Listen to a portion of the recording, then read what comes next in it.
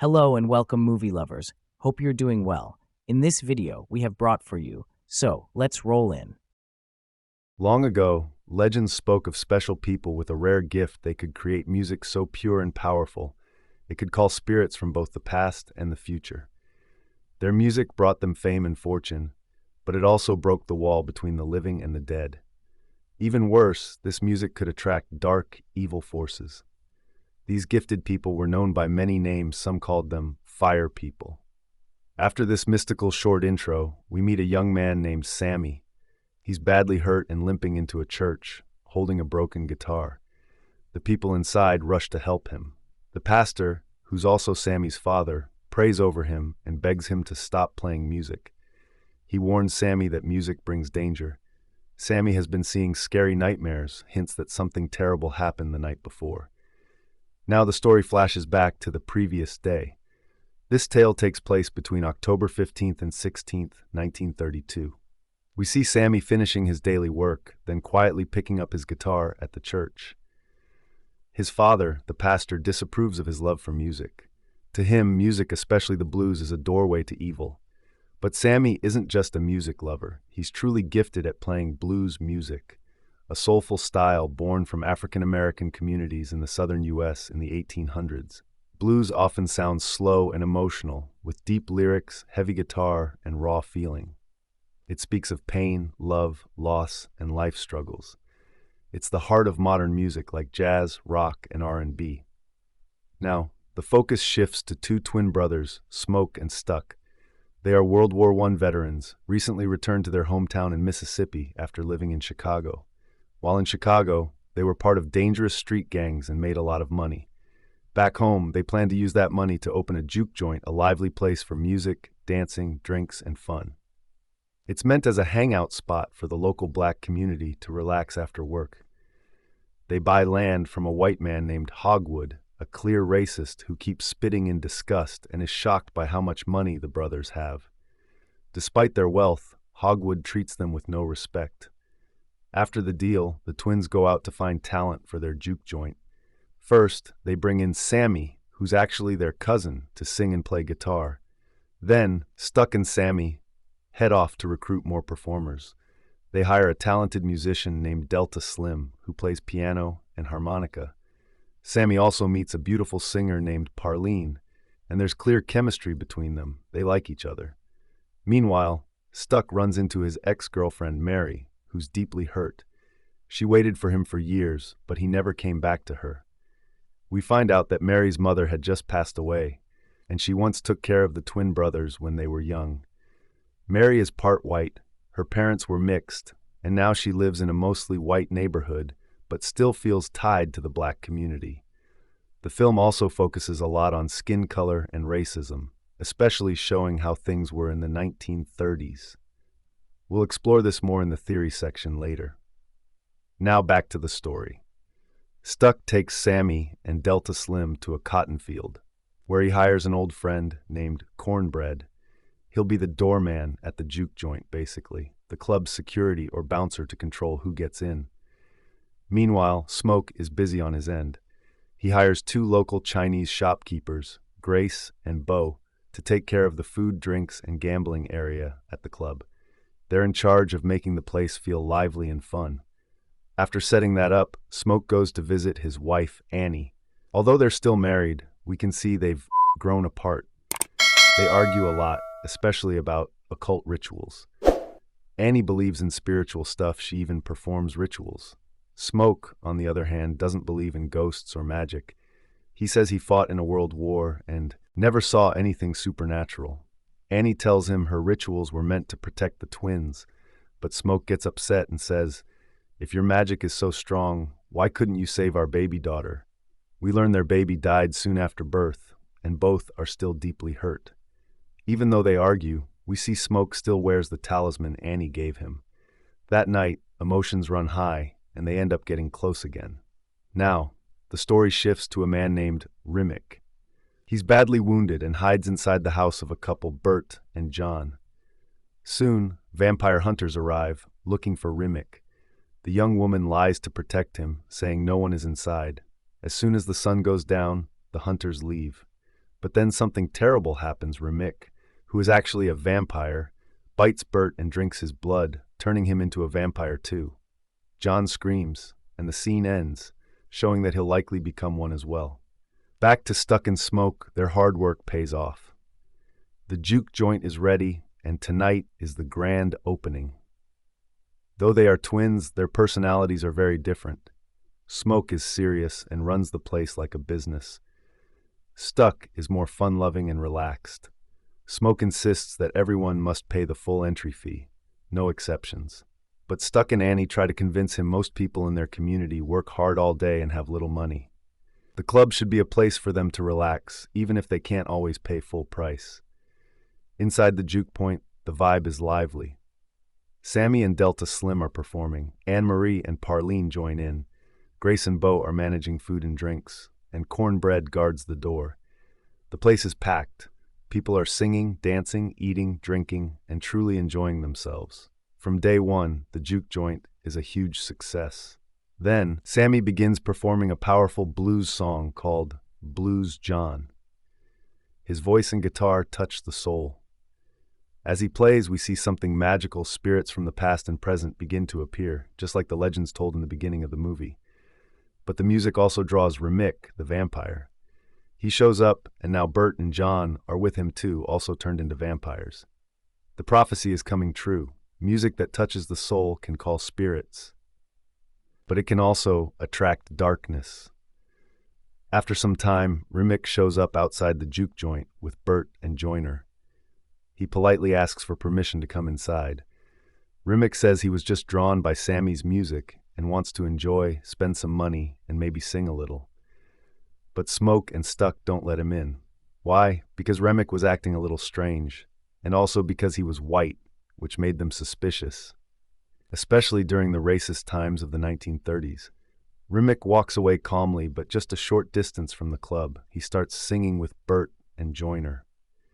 Back inside the juke joint, things continue as usual for a while. Sammy and Pearline become close and share an intimate moment. Mary and Stuck argue over their past. Even Smoke and Sammy have a small disagreement. Later, Mary steps out alone. Outside, she sees Remik, Bert, and Joyner waiting. They show her shiny gold coins, saying they can use these to get into the club. While talking, Mary notices something odd.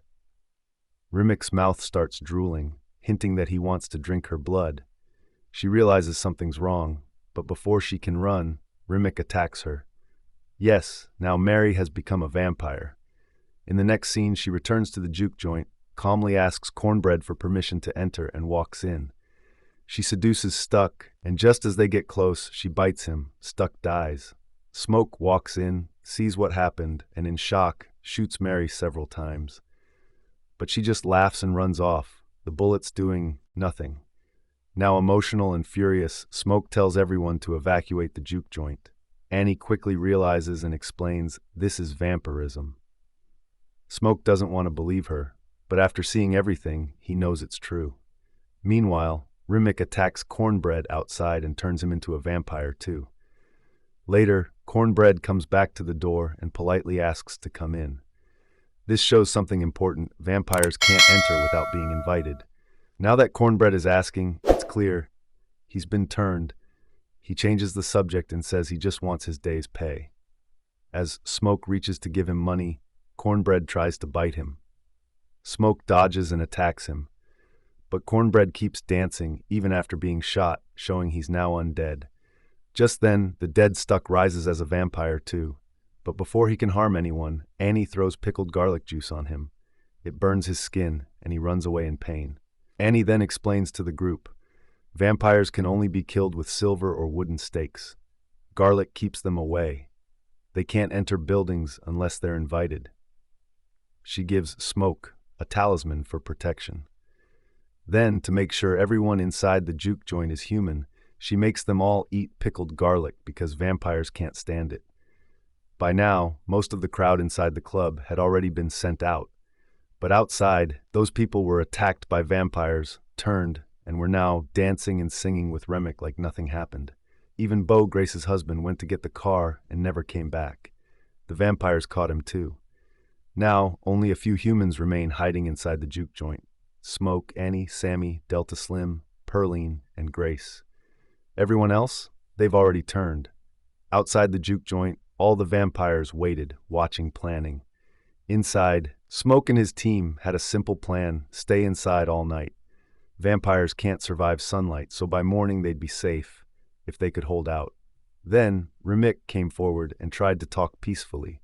He told them they didn't have to fight. Instead, they should join him, become vampires too. Remick claimed that vampirism was better. Why? Because vampires lived forever, had complete freedom, and unlike the world outside, there was no racism among them. He said, "As a vampire, you are free, no one sees your color." He even revealed a dark truth.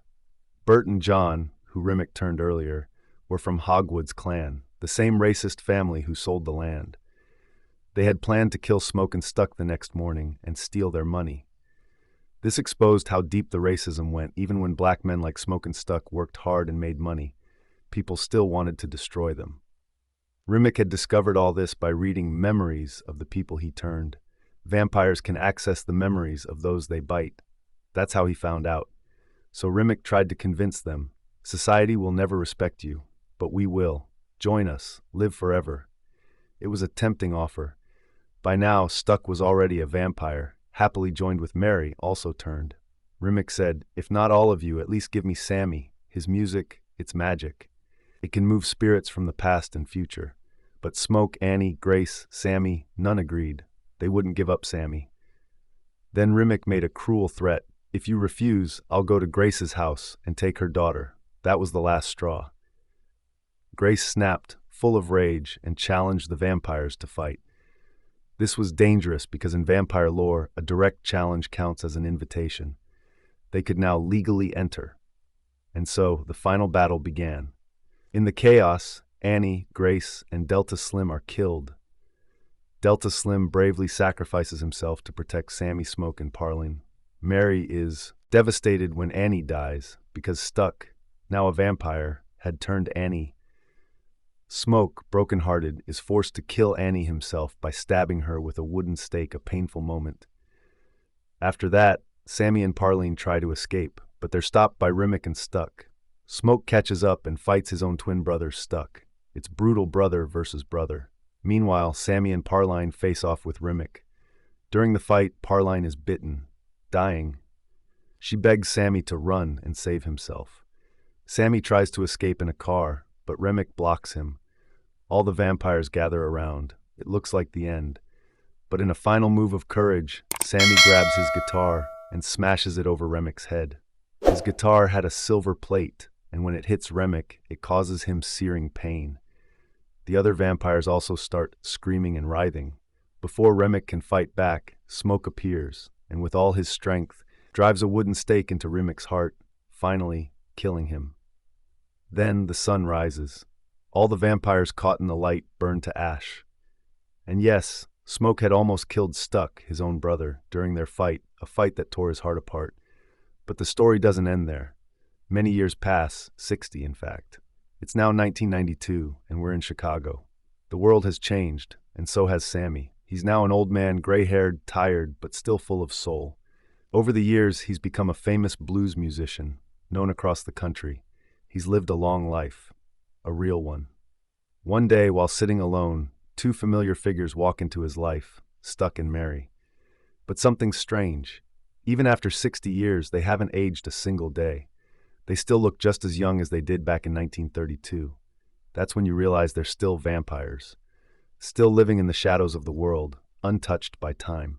Stuck tells Sammy something surprising. The night of the fire at Jake's joint, he was almost killed.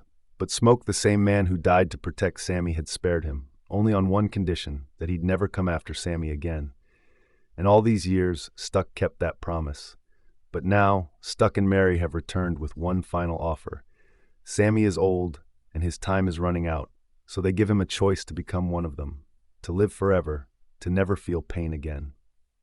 Sammy listens quietly, and then smiles gently. He says no. He chooses to remain human. Before they leave, Stuck asks for one last thing, a song. So Sammy picks up his guitar, the same one he's carried all his life, and begins to play. His fingers may be slower, but the music still carries that same fire, that same soul. As the song plays, Sammy speaks softly. He says the nightmares still visit him. The dark memories of that night never left. But what he remembers most clearly was the day before it all happened. That one perfect day. The best day of his life. Stuck nods, almost tearful. He says it was his best day too. The last time he saw his brother. The last time he felt the warmth of the sun. The last time he felt truly free. And just like that, they leave. In the very last moments, we go back in time. Back to 1932. There we see young Sammy again sitting with his guitar, playing softly. It's the calm before everything changed. The day before that terrible night. And that's how the story ends. Thanks for watching, and hope you have enjoyed this. See you in next amazing video. Till then, take care and best wishes, but don't forget to like and subscribe.